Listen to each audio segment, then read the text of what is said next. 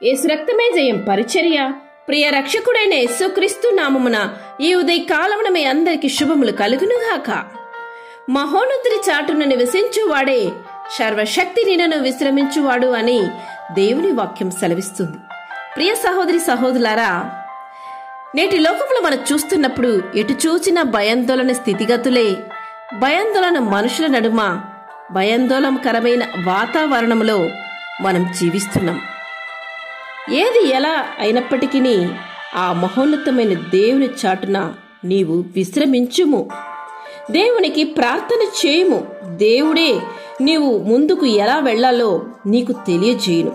భయంకరమైన లోకంలో మనం జీవిస్తున్నప్పటికీ చుట్టూ మన భయంకరమైన పరిస్థితులు మనల్ని చుట్టూ ముట్టినప్పుడు కూడా ఆ పరిస్థితులు చూచి నీవు జడియవద్దు. దేవుని వైపు చూడు. ఆయనే నాకు ఆశ్రయము, నా కోట, నేను నమ్ముకున్న దేవుడని ఆయన నీవు ఆశ్రయించు.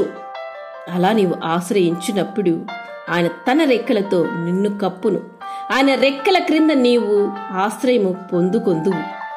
అప్పుడు రాత్రి వేళ కలుగు భయమునకైనను, పగటి వేళ ఎగురు బాణమునకైనను, చీకటిలో సంచరించు తెగులునకైనను, మధ్యాహ్నమందు పాడుచే రోగమునకైనను నీవు భయపడకుండా నిర్భయముగా సంతోషంగా నిశ్చింతగా ఉండెదవు.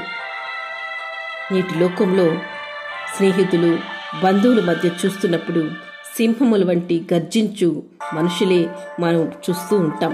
నాగుపాములు విషము కలిగిన కోరలు వంటి చూపులు మాటలు కలిగిన మనుషుల్ని మనం చూస్తూ ఉంటాం.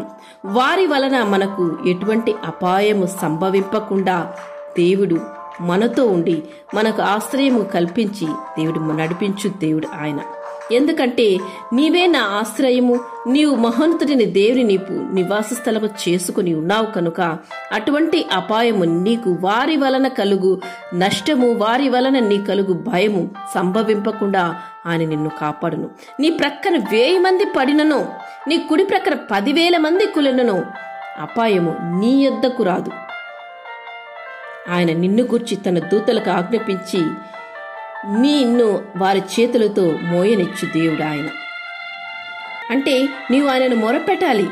అతడు నాకు మొరపెట్టగా నే అతనికి ఉత్తరం ఇచ్చేదను, శ్రమలో నే అతనికి తోడై ఉండేదను, అతని విడిపించి అతని గొప్ప చేసేదను అని దేవుడు సెలవిస్తుండగా ఇంత అభయము నీకు ఎవరి వలన కలుగును?